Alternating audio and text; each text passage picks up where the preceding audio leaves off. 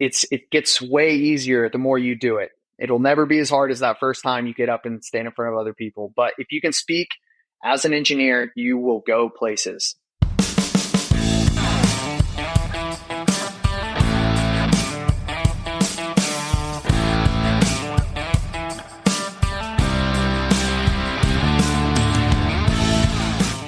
Hello and welcome to another exciting episode of the Being an Engineer podcast. Today we have kind of an interesting, unique episode. We are going to talk about engineering a little bit, but more than that, we're going to focus on our guest's journey into a different career while still continuing to hold on to some extent the old career of engineering.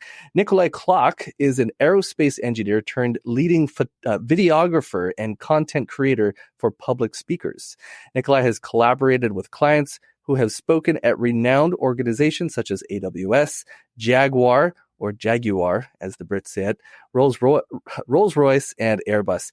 His unique approach leverages his engineering background to help public speakers enhance their engagements, grow their following, and increase their bookings. Nikolaj, thank you so much for joining us today. Thank you so much for having me, Aaron. So I can't remember exactly how I came across you, or maybe you came across me. I don't remember now on LinkedIn, but I thought your story was super interesting.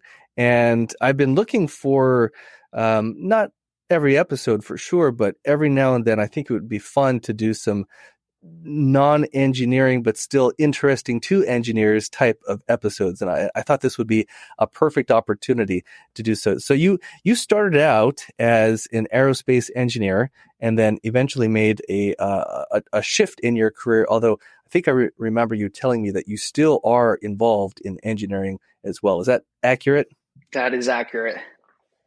So how did you, let's start with the first question that we always start with. What made you decide to become an engineer? And then if you could tell us a little bit about your journey into becoming a videographer and working with public speakers. Yeah, absolutely. So I kind of stumbled into engineering. I think a lot of us like to build things and see them. I stay away from software engineering strictly because I like seeing it in the real world. I like getting my hands on it, so I'm half Danish, hence the name Nikolaj. Started playing with Legos as a kid. They're Danish as well, so it fits. And I kind of just started building things and fixing things and seeing kind of where it took me. That took me to Georgia College, and then I basically went physics, and I was like, what can I do with this? And then I was like, oh, there's a dual degree program with Georgia Tech, and it just kind of kept going into it. How do I apply physics? How do I go into building with physics, mechanical engineering? And then I kind of stepped into my master's program and I wanted to travel.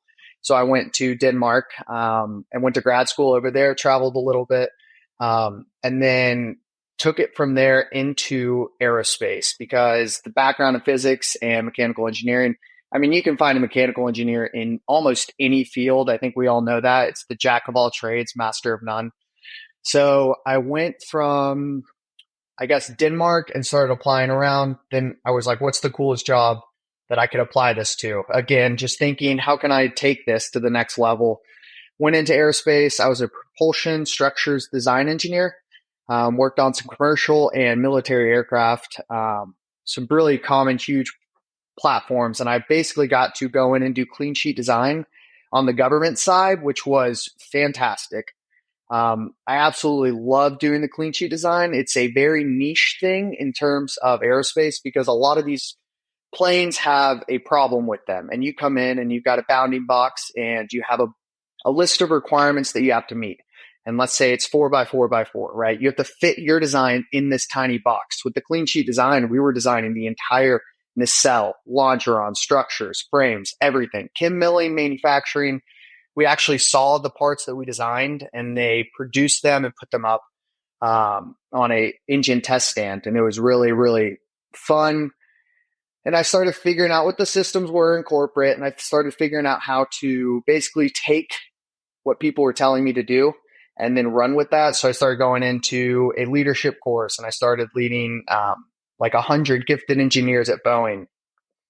So I was on this path and then I was thinking, okay, this is fun, but there's a part of me that believes that true intelligence is when you build something without having your hand held, and corporate has a lot of kind of red tape structured everywhere, right? You're kind of guided down this path, this path. You're told kind of what you can do. When I'm like, I have this great idea. This would be incredible if we implemented this. And they're like, is it on any other airplane? No. Is it working anywhere else? No. And I'm like, but it would work. Let's try it. But a lot of these companies want to do what works, what's quick, what's the best solution. Minimize risk. Exactly. That's how it always is. So I went from that and I started kind of peeking out and starting businesses. I've done a marketing agency. The other business that I'm still involved with on engineering is medical wearables. So I actually have a license deal we just signed for royalties in a medical wearable industry. I can't talk too much until everything's signed, but I'm excited for that one. And then I'll have a bigger company that's doing like 8 R&D engineers, and then I have manufacturing engineers. So we built it. We did clinical trials. I have a surgeon and a physical therapist as my co-founders. And you see the whole business aspect. You deal with lawyers, which aren't always fun. There's some great ones though too.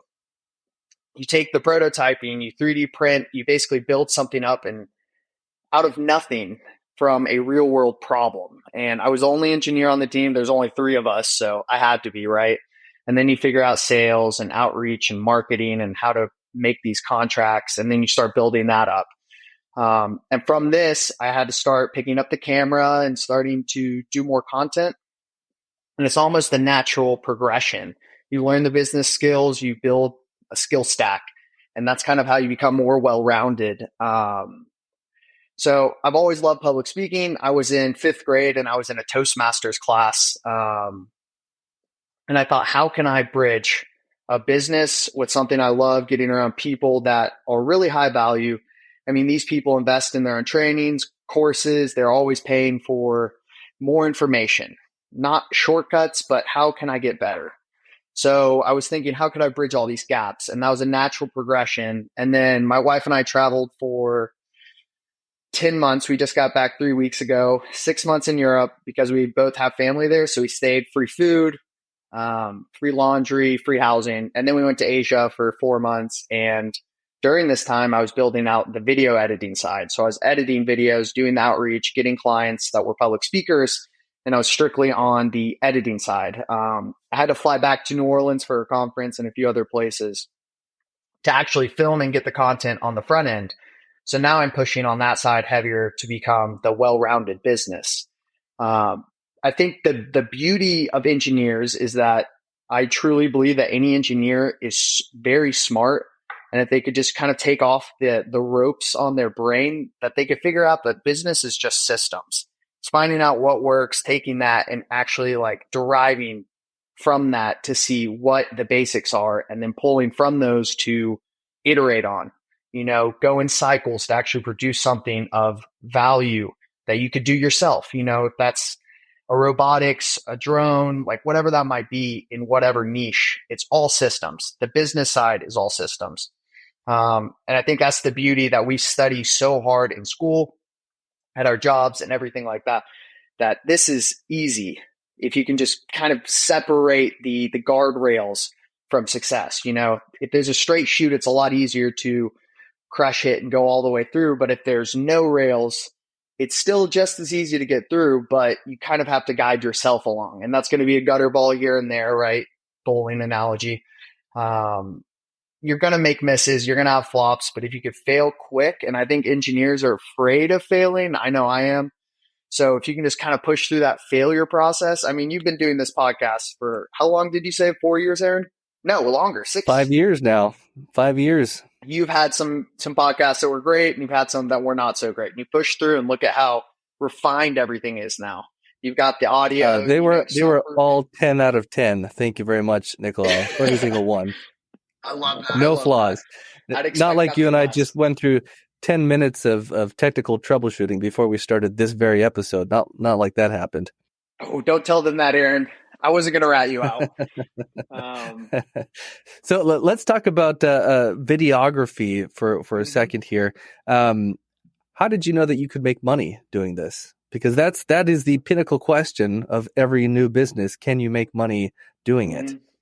I think the simplest way to explain that is if you can hit 1% of your goal, you can hit 20, 30, 50.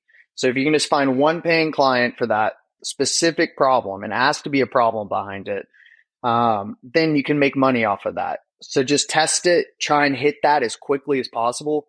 And the way I did that was just outreach. I edited videos before I reached out to them, and I would actually give them value up front. I've always led with value. I think it's the easiest way to grow anything.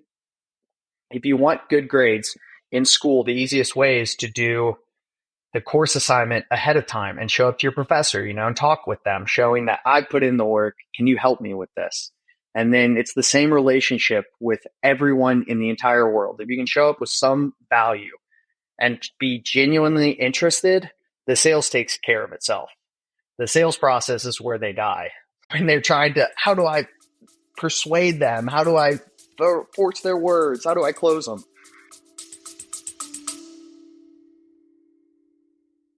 The Product Development Expo, or PDX, is your chance to learn from subject matter experts providing practical, hands-on training for dozens of different engineering topics.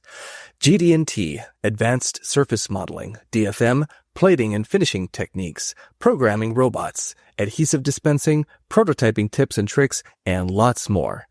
PDX happens October 21st and 22nd in Phoenix, Arizona. Learn more at pdexpo.engineer. That's pdexpo.engineer. So I think there's an analogy here. You talked about companies for who you worked previously, and they didn't want to let you try new ideas because it represented risk, right? Mm-hmm. You were introducing risk into the equation. So if you can de-risk a opportunity, a proposition for a prospective customer, becomes much, much easier to convert that prospect into a customer.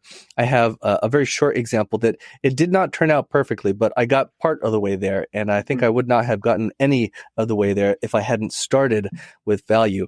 I train in Brazilian Jiu-Jitsu, and I've done so for many years. And unfortunately, three months ago, I tore my ACL. I actually am having surgery tomorrow, so that'll be fun. But anyway, I thought to myself, how could I make lemonade out of lemons here, right? It's not cheap to get an ACL repair. Let me tell you that. It's many thousands of dollars. And so I was talking with the surgeon about this, and I had this thought, this surgeon, he probably needs to market himself, right? He has to find new patients. And so I had this idea, what if I created a documentary from a genuine story from the patient's eyes of what it's like to tear your ACL and then get it repaired, go through the surgery, the PT, all of these things. Surely there are other people out there who would find that useful, and maybe I can bring some business to this surgeon. So I got in touch with, I found the marketing director for this hospital and on LinkedIn. And instead of just reaching out and say, hey, I have this idea, I actually filmed a little, short segment, couple minute pilot, right? Beautifully done. Nice lighting in the background, and I told a little bit of the story, and I sent it to him and said, hey, this is what I think it could look like. Are you interested in talking? And he's like, yeah, I am interested in talking. And we got on the phone. He was like, hey, it was awesome that you created this, 2-minute segment for me so I could see exactly what it would look like. The lighting was great. The audio quality was great. This is really cool. Anyway, long story short, the trade I was proposing didn't work out, but I got the meeting, and it's a new contact there. Who knows what could come of that, because I started with value. Oh, beautifully, beautifully done, Aaron. You led with value, came in strong, you showed what you could do. That is exactly how to do it. And I just want to say, I think the industry average is 6% for conversion on sales. So that is, it's going to take a lot, right? Yeah. But you showing up like that, you just got a portfolio builder as well. So you can just throw that in the portfolio. Absolutely. Yeah. So you mentioned that in order to make money at a business, there has to be a problem that you're solving. What is the problem that you're solving with these public speakers? So the best way to frame it is, if you want to get paid more, you have to look like you're charging more. I know that simplifies everything down, but the best way to look like you're speaking at these huge events is to get somebody professionally filming you and editing you, and then also talking with them. So there's ways of guiding videography, as you know, prompting people with questions, prompting people saying, hey, for example, there's a content unit. Alex Hormozy talks about this, and it's basically a problem, agitate, solve. So it's the classic storytelling arc. If you could build that into the public speaking presentation, which they should be speaking like this because it's very satisfying to the mind. If you're given a problem, you're agitating that problem, giving pain points. If it's performance, you're tired, you're dragging, you can't focus. And then you solve that by saying you need sleep, water, all of these solutions. So just packaging it from this vantage point, and you come in and of course you guide them along this process because it's the overall process from sales all the way through the end product, which is that content, the top of funnel that's actually feeding people in so they can book more speaking engagements. And really quick, I just kind of want to note that a CRM, a customer relationship management system, is built for engineers. It is the easiest thing to do in the world. If you just look at the very top, you have outreach, conversation started, sales, and you go through this entire step-by-step process and you just make an Excel spreadsheet and you drag people along. You could literally see who's converting. So if 80% of your funnel's dropping out at the very top, you can see, okay, I need to fix this. Then you fix that for 14 days. If it works, move on to the next problem in that sales funnel. It's the simplest thing in the world if it's not convoluted with all of these business terms. It is built for engineers to actually build a business and actually run from there. They're the best people to do this with because they love numbers and numbers don't lie and numbers are easy to fix. If you don't know numbers, you don't know what's happening. You don't know where water's falling out of the bucket, what holes to plug, right? And if you could just take that system and work on it for 6 months, think about how much better that sales pipeline could be. It would be tremendous. Your life would be changed. But a lot of people don't like numbers. And I think that's where engineers stand out. Systems, going through, seeing the basics and then re-engineering it from what you want back to where you are. Just out of curiosity, what CRM are you using? So I tell anyone starting, Excel spreadsheet, put their names in and a column with all the column, types like outreach, connections, conversation starter, blah, blah, blah. But I use Go High Level. It's a pretty premier one. You can do a bunch of automations, texting, follow-up emails. Those are big ones. Of course, if it's a client you really want, never use the automation on them. You should always do a custom email, especially if you have the time. Never, ever automate something if you really want that customer. If it's not a customer that you really want, then I would leverage AI, right? That's where you can really take that and run with it. And why would you spend time on a customer that you don't really want? Playing devil's advocate here. So it's a double-edged sword, right? Because when you're starting out, you need all the clients you can get. When you get better, that's when you start being able to get choosy and picky with who you work with. So it's a balance. And there will be a time in everyone's career where they get to say no. And it's going to feel like I have to say no or something. It's going to be really heavily weighing on you. But that is the best thing in the world to do for you long term, is when you can actually sit down and go, hey, we're not the best fit. I don't think I can give you what you're wanting, or setting expectations in that call very firmly is something that you also have to look at and do, because if you overpromise and underdeliver, that's how you mismatch expectations. If you underpromise and overdeliver, that's how you really get that middle ground of a great referral. Referrals are the easiest way. It's a warm lead coming in to get more business, right? So really talking through that and then doing follow-up emails. The best businesses in the world do outreach to their clients, their current clients. They ask them how they're doing, what's their problems. You speak with them. If you're just responsive on email, you'll beat everybody else in the field because nobody's responsive. They don't follow up. They don't hit deadlines. And again, that's what we're built for as engineers, is ETAC dates, right? Engineering tracking and control dates, things like that can really, if you can hit those deadlines and be responsive, you're ahead of the curve. You're way ahead of the curve.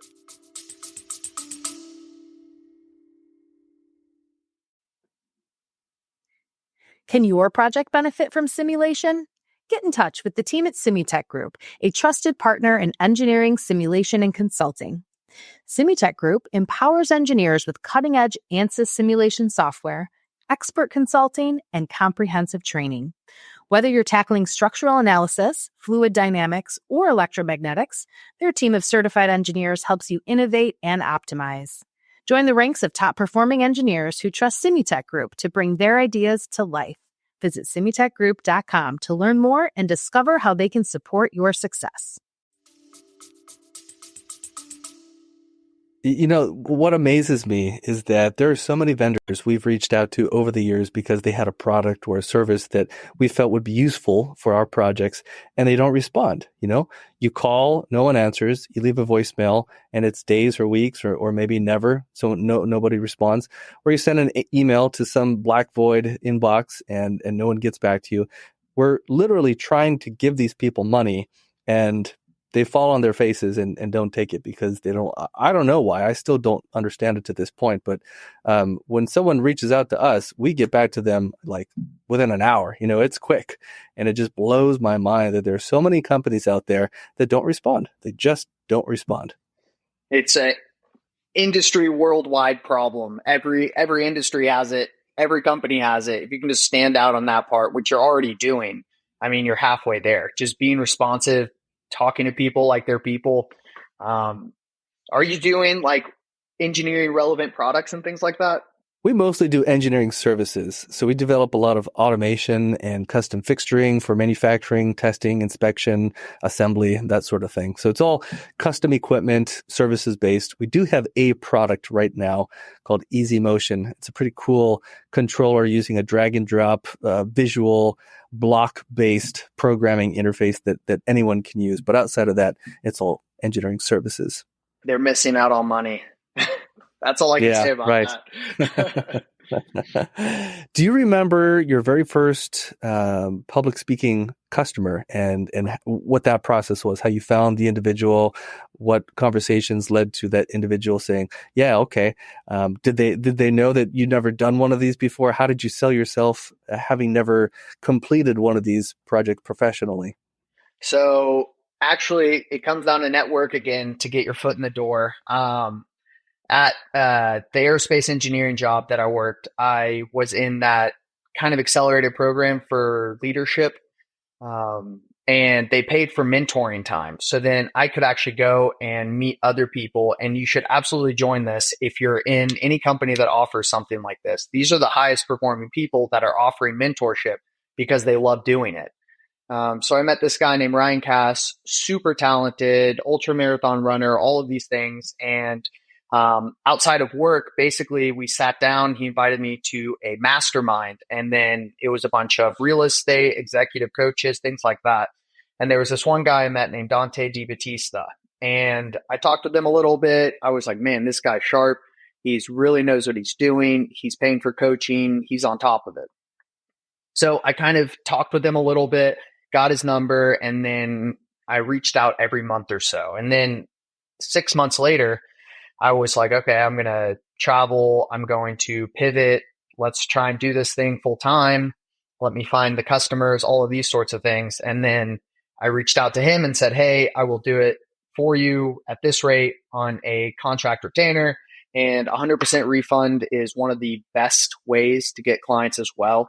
100% refund. There's no risk at all. And a big one, if you can do this, is basically saying, I've never had someone ask for a refund. So really, really set those expectations on the sales call if you can. But I basically reached out to him, offered him that service, and we've been working. We're actually working on some big courses now. He's doing freshman seminar leadership courses right now. So it's a lot of fun. I flew with him to New Orleans from Bali, and then I had to fly back because my family was meeting us, and we had already arranged this, but then I had to go film him at the conference. So it was just an absolute mess. But never give up. Your phone is full of contacts that you could reach out for your service, your product, whatever that might be. And if you can sell one person, you can sell 100. It translates across the board. You get better and it gets easier. The start's always the hardest. It will never get harder than where you're at right now. It will only get easier. you have bigger challenges and problems that come up. But I'm sure with the podcast, you've had 1,000 problems come up. Day one, it felt like end of the world, and now you're rocking and rolling, right? Yeah, you get those systems in place, and then everything just chugs along. Mm-hmm. Systems. See? Systems, that's right. Yeah, this is why engineering is so great. One of the things that I really appreciated about my education as an engineer is that they teach you how to think, right? It's not just regurgitate problems from a book, although there is a lot of that as well. But I feel like I learned how to think, and that was the most valuable thing about my education in engineering was that. And just like you said, I think that engineers can do just about anything they want. And I bet there are a lot of engineers, probably some even listening right now, who might be thinking to themselves, engineering is cool. I'm glad that I have that tool on my belt, but I'm kind of ready to try something different. And you can try something different. There's nothing that says you spent 4 or 6 years in college getting a degree in engineering, and now that's the only thing that you can do. Exactly. And there's a lot of creativity in engineering. I think people really separate the two, but you have to be creative to come up with a design, to figure out what the coding issue is. You really have to think, sit down, process it, and then build a solution. So I don't know why everyone says that there's no creativity in engineering. There is still a lot. Look at all these designs. Look at the Tesla Cybertruck. I know it's a beautifully designed car. If you think of it from a manufacturing process, it's just all stamped aluminum sheets. It's crazy. But it's completely unique. There was a lot of design thought that went back into that. There was a lot of creativity. We won't go into Teslas on this, but well, talk to me a little bit about the upward cycle that you emphasize with your speakers, right? Leading to more engagements, higher pay. What are some of those key factors? So it takes 7 touch points to create a sale. A lot of these public speakers come in and they'll publish a 60-minute video, and then they just think people are going to sit down and watch that as they're scrolling their LinkedIn feed or whatever that might be. It's just the craziest thing to think that you have 30 to 60 different sound bites out of that you can pull out and have it in slow, digestible clips. So if we can break that up from the 300 speaking engagements that they already have, break that up into digestible clips, make something relevant that adds value to people, there has to be value in that. Some sort of tip, something they learned. It needs to be something quickly digestible. If it's under 90 seconds on social media, you'll get twice the engagement. So if you're doing a 10-minute video, it's a lot harder to break that down and hit that same engagement. And then basically pulling all this together on the content side, you would then go and pull out images out of the videos, them on stage, them speaking. And then you could actually go and put a topic that they want to be speaking on. Then they give the value in the written post. So then they can bridge out into other topics. All of this together in a nicely packaged, content solution is how they really get the leverage to look like a higher paid public speaker. Then people are starting to reach out on the sales touch points that I just talked about. Then they get more speaking engagements, and it's an upward cycle because the content looks better. They're investing more.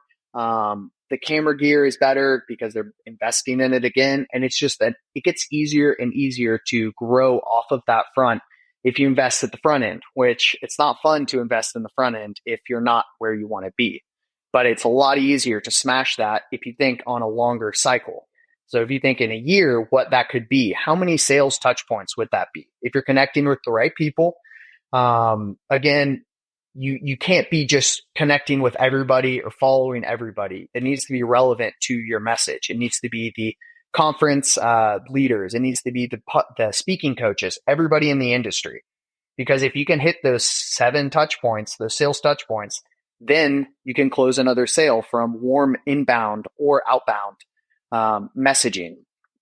So all of this is an upward cycle because you look like you get paid more, then you get paid more. And I kind of always fall back on that because it's the easiest way to describe it all. Of course, there's hundreds of hours of work that goes into that, but it's simple, not easy, if that makes sense. Yeah.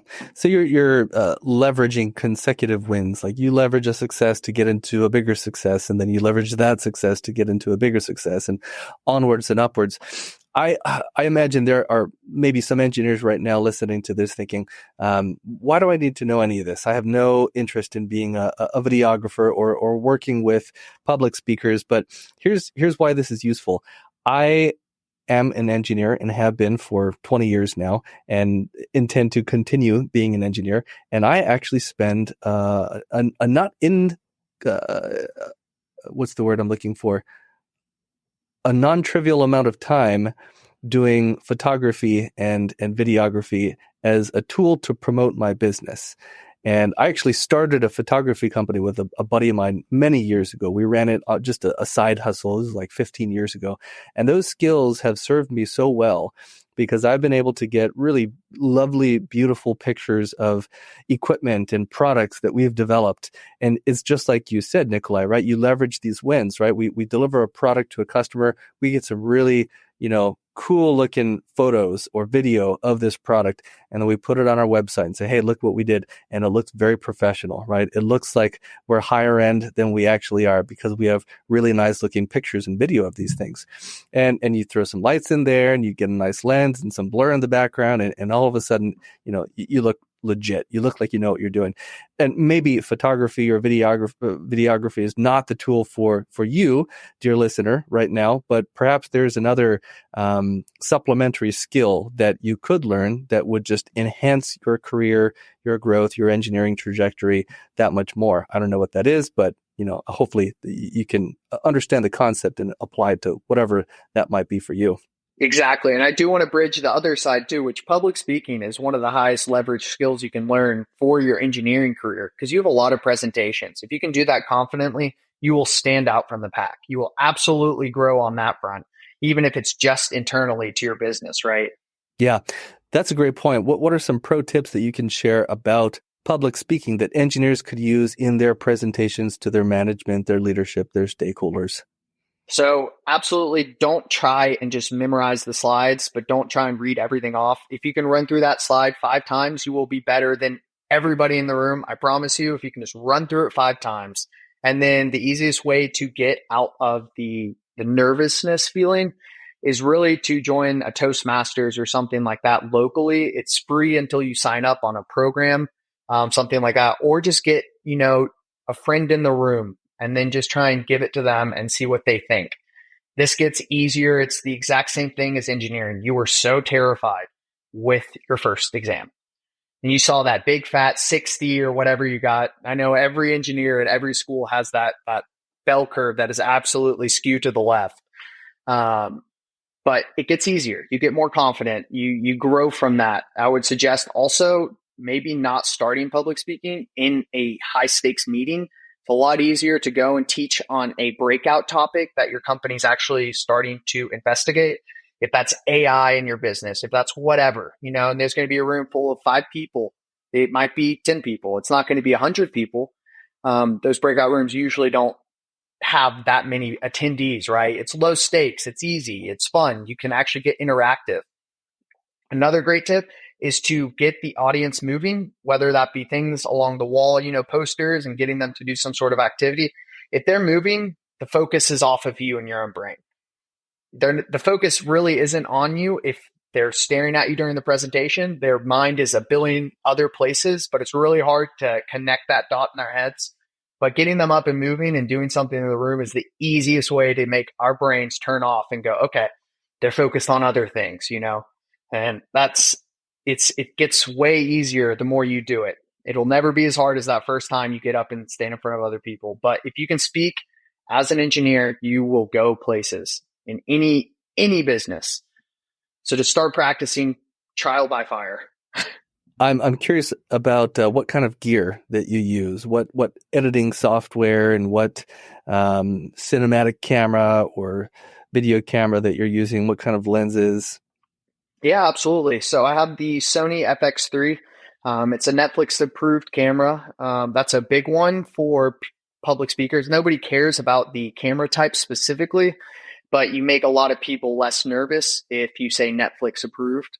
What does that mean? Netflix approved? They've shot full films on it. So there's a few films. You can Google it. I can't remember exactly. I think one's The Creator. but it just means that it is approved for you to film a movie on this camera, and they will post it. They will upload it to their network.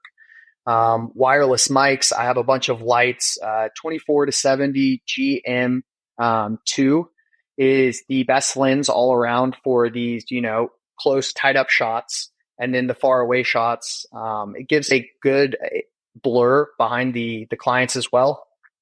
So again, lighting would be the most important thing you can do for your shot. It's absolutely comes down to lighting. If you can get a nice warm light at a 45-degree angle off the camera, it will make your camera look $3,000 more expensive. Or you could take a $10,000 camera into harsh light without like an ND filter or something, and it'll blow out your shot. So it comes down to tools, and you don't have to have the most expensive to stand out. If your editing's incredible and the video isn't, then you can make up for it other places. It's funny that you say that. I would always, back in my photography days, people would ask me what kind of camera I use, and I would always say the camera is the least important part of the equation. Lighting is the most important. And then I think your glass, the lenses that you're using, and maybe editing are maybe tied in second place. And then the camera body that you're using is kind of in last place, as long as it's something 100%. Decent. Mm-hmm. And then it kind of stacks on each other. And then for the editing software, I'm using the Adobe suite and the Adobe Premiere and After Effects.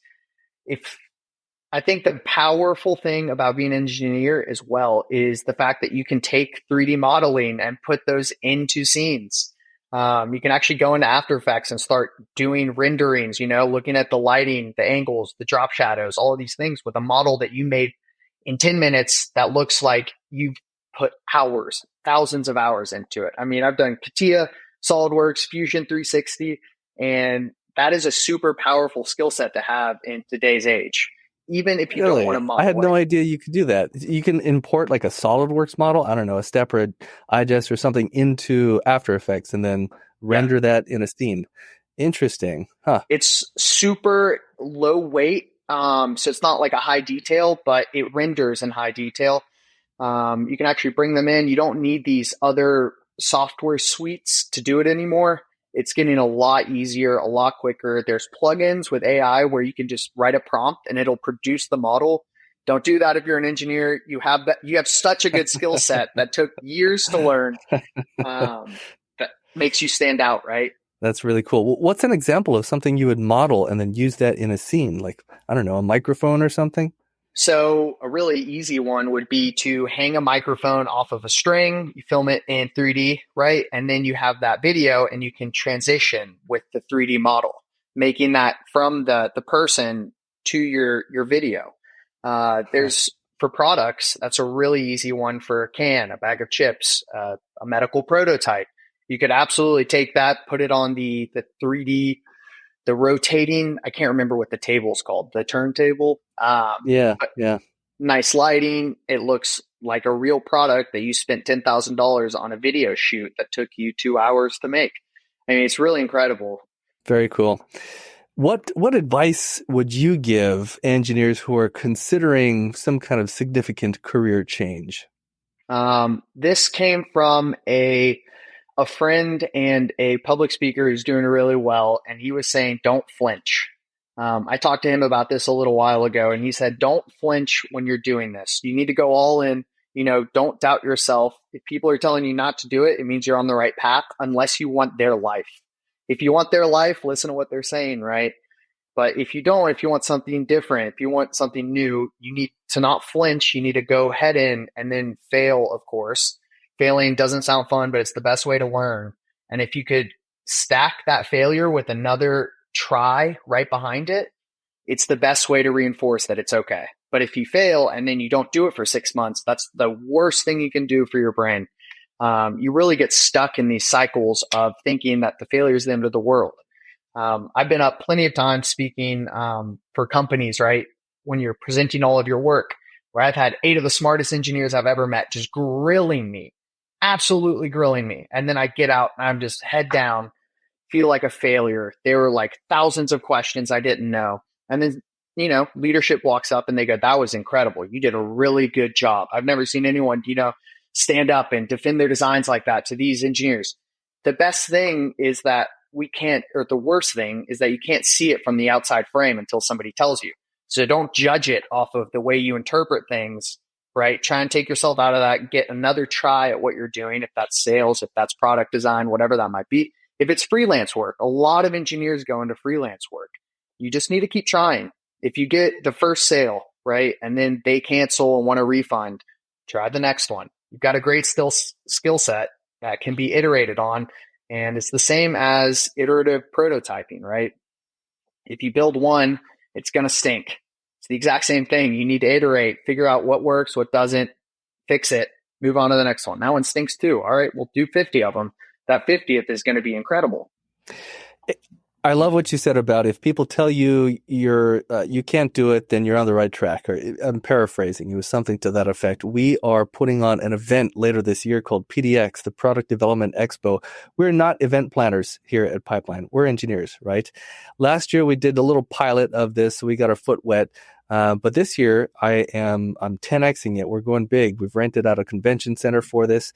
And when I told my team that we were going to do this, some feedback was like, are you sure? We don't know how to do this. Like you want to plan a major event, basically a trade show. And we don't know how to do this, right? That's not what we do. And to me, it was like, yeah, but we can figure this out. This is not rocket science, right? This is like organization, communication, promotion. We can 100% figure this out. And one of our team members actually found a event planner and called her and said, "Hey, we're doing this event. We don't really know what we don't know. Can you consult for us?" And I thought that's not a bad idea, right? Get someone who has been through this many times before. And this event planner came in and basically fear-mongered us. She was like, "There's no way you can do this. You're setting your team up for failure. If you don't have a venue found already, then you're not going to find one. You need more time than this. You need more people than this." And it was so shocking to me. Like there were other people as well. It wasn't just this event coordinator, but there were multiple people who were like, you're not going to be able to do this, right? You know that, right? This isn't actually something that you can do. And man, here we are 3 months later. We've got the venue booked. We've got like our vendors signed up. We've got everything all the bones are there. It's ready. We've got attendees who are signed up, registered, and we still have 6 months to go before the event starts. Like I feel like we've killed the preparation, the organization, the communication. And it was just mind blowing to me how many people were telling me, "You can't do this. You can't do this, right? This is not going to work." Anyway, I love it. The best tip. Challenge accepted. Oh, I love it. You're making everybody stretch. That's what you should be doing. That's amazing. Yeah. The best tip, go to a conference, take everything that you like from that and try and implement it. It makes the biggest difference in the world. If you like their recap video, watch 10, take some bits from each one, storyboard. If you like the way they set up, take tips out of that, right? Just you're doing exactly what it is. You're taking it step by step. You're reaching out to people. You're talking. And if you get people saying no, you're on the right track. Yeah, I love it. Can you think of a particularly memorable experience you had with one of your clients? And can you share that story? Yeah, absolutely. So my second client is the first female helicopter pilot in the Royal British Air Force. Wow. Her name's Sarah Furness. She is an absolute badass.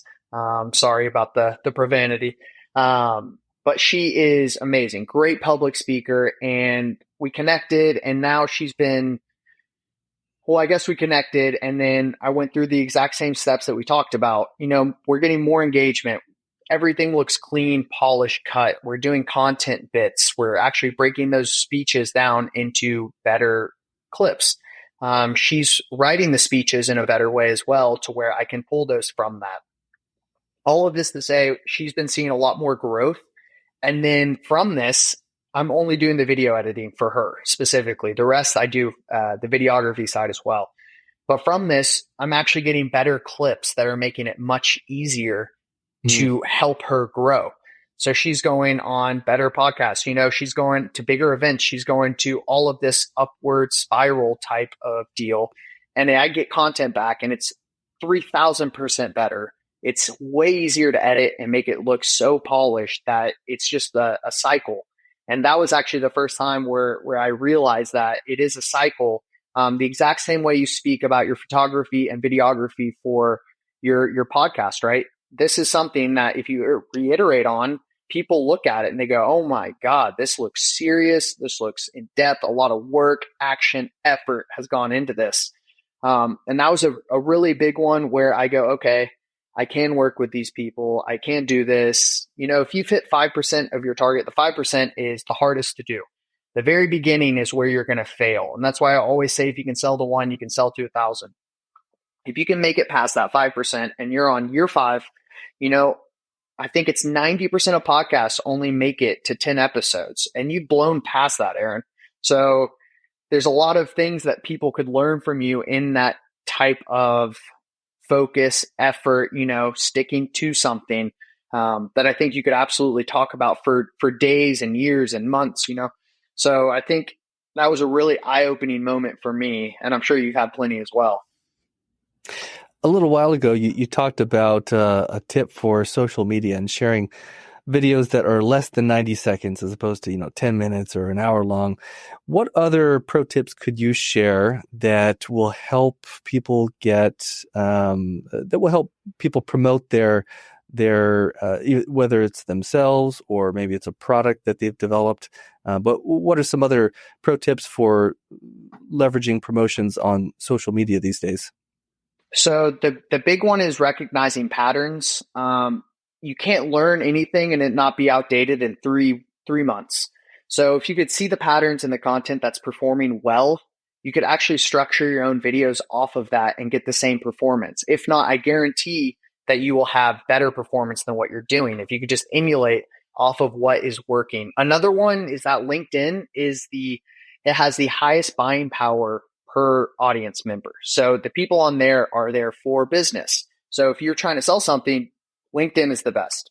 I mean, the people are on there, they're professional, they've got a goal, they're on there for work, they're connecting to progress their career. If you could help them with that, with a product, software, whatever that might be, service, then you could really leverage LinkedIn if you're consistently posting. Those 7 touch points really matter when the feed goes away and they see, okay, you posted 4 months ago. Do you know anything about this? But if you post consistently, that's a really, really high leverage tip. Once you master one platform, the best way to spread out of that platform is to basically automate it off of that platform and learn the packaging of each platform.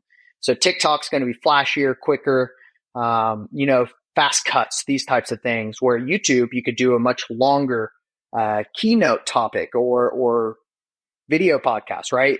That's where you actually take from the short form off of TikTok, you put in your profile to YouTube, and it funnels in viewers, and you actually build the biggest relationship on the long form. The long form has the biggest leverage that you could possibly get, but you have to produce the short form to get people into that niche, that criteria. Another one on LinkedIn, you can grow, you get 200 connection requests per week, and it resets Sunday night, your local time at midnight. If you can use all of those requests, make your LinkedIn look, presentable, then you'll get a higher connection request. Eventually, at 500 followers, you can turn that, or 500 connections, you can turn those over to followers, and just keep doing this at a 60% acceptance rate. In 2 months, you'll have 1,000 followers on LinkedIn. I mean, it's low hanging fruit if you're trying to build a business, and then you can post on that to the people. The caveat here is you have to be connecting with the right people that are in your network, the buying power. If they're off a horizontal, that's okay. But you really want to think vertically here in terms of your ideal customer, because that will allow you to directly push the content most relevant to your customer to them. They engage with it, and then you can actually just keep going off of that loop and finding more of that ideal person. Every social platform is trying to figure you out. If you make it easy on the platform, they make it easy on you. So if you go in, you're posting on, 30 different topics, that's really hard to have the network really kind of decipher that. Those are some of my most impactful tips. I would definitely say leverage those. At least choose one. Those are great. Yeah. Let's say that you've identified the next client that you would like to land. What does your outreach look like? Is it just LinkedIn messages, just emails? Is it phone calls? Is it all of the above? How do you get someone's attention? So I put these into two pockets. The clients that I really want to die for, like I have to have these people. And then, people that I want to work with, but it's okay to get a no here and there. The people that I'll die for, I will go and edit a video. I will say, I can record this for you. And I'll break it out into this amount of, speaking engagement clips, but I'll format that in the way of saying, hey, this is a real thing I learned from you. This is something I really enjoy talking to you about, or learning off your profile.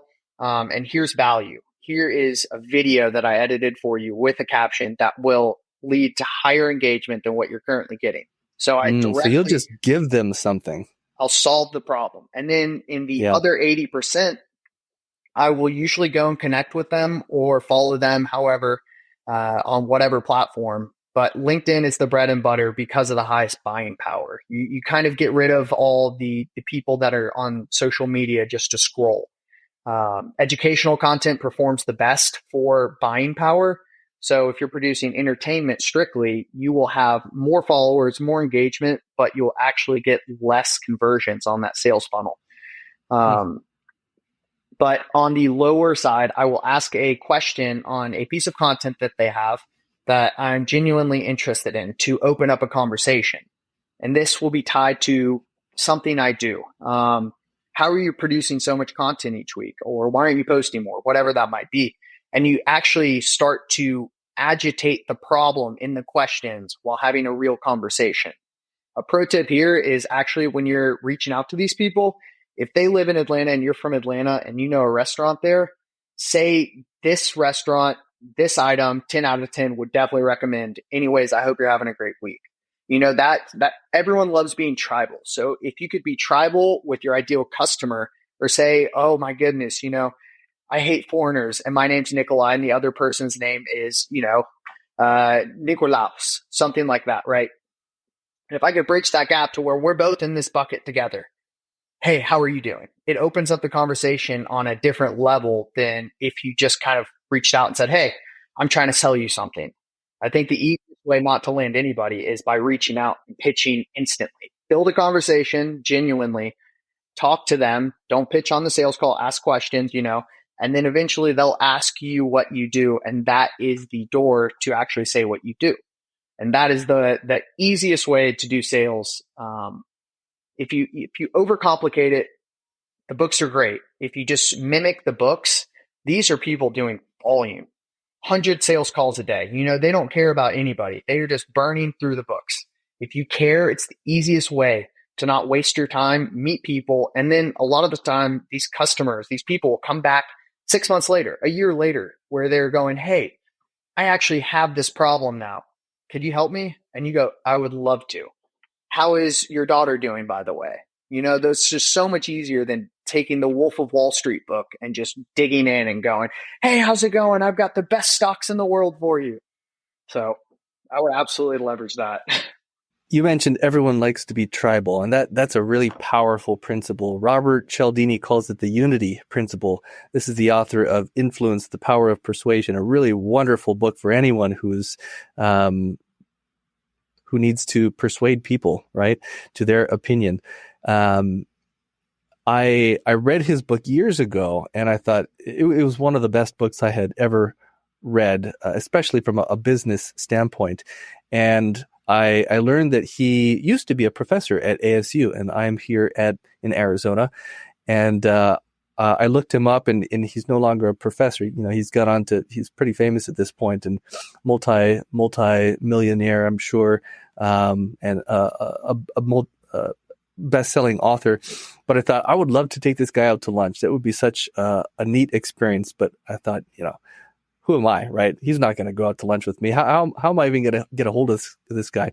Anyway, I found his profile on LinkedIn, And this is one of the principles he talks about in his book, the unity principle. And the unity principle, just like you were saying, if you know a restaurant from the place that someone lives, talk about a menu item there, right? Something that connects you, whether it's geographically, ethnically, whatever, but something that connects you. Familial relationships are the biggest, of course. But I reached out to him and I said, hey, I'm here in Tempe, which is a town here in Arizona, right around the university, and I'd love to take you out to lunch. And to my amazement, he responded and said, yeah, sounds great. Let's do it. So we went out to lunch and I said, hey, why did you agree to go out to lunch with me? Like, you're this superstar author and I'm just, kind of nobody. Why did you agree to go out to lunch with me? And he said, well, you're from Tempe and I'm here in Tempe. So I said, yes. And it was the unity principle. So I think that's such a powerful one. Anytime you can leverage that, it actually works. What a cool example. I mean, he's huge. And for anyone listening, persuasion is one of the best things if you use it for good. If you help people with persuasion, right, it is good. It is a good thing to learn because you're helping them. You don't want to come in and sell them something you don't like because you'll be horrible at sales. So you can't use persuasion for bad, right? I mean, you can. Don't quote short term you can, but you won't go very far. Exactly. Yeah. All right. Well, Nikolaj, this has been super fun. Thank you for sharing some of your experiences and insights with us. Anything that we haven't talked about yet that you'd like to hit on before we end this episode? I just want to say thank you so much for having me. Absolute blast. I'm really excited for it. So thank you so much. Cool. Excellent. How can people get in touch with you? Go to Thriver, THRIVR design.com. Just go to the contact page and email me. Awesome. Thank you so much again. Thank you so much, Aaron. I'll talk to you soon. I'm Aaron Moncur, founder of Pipeline Design and Engineering. If you liked what you heard today, please share the episode. To learn how your team can leverage our team's expertise developing advanced manufacturing processes, automated machines, and custom fixtures, complemented with product design and R&D services, visit us at teampipeline.us. To join a vibrant community of engineers online, visit thewave.engineer. Thank you for listening.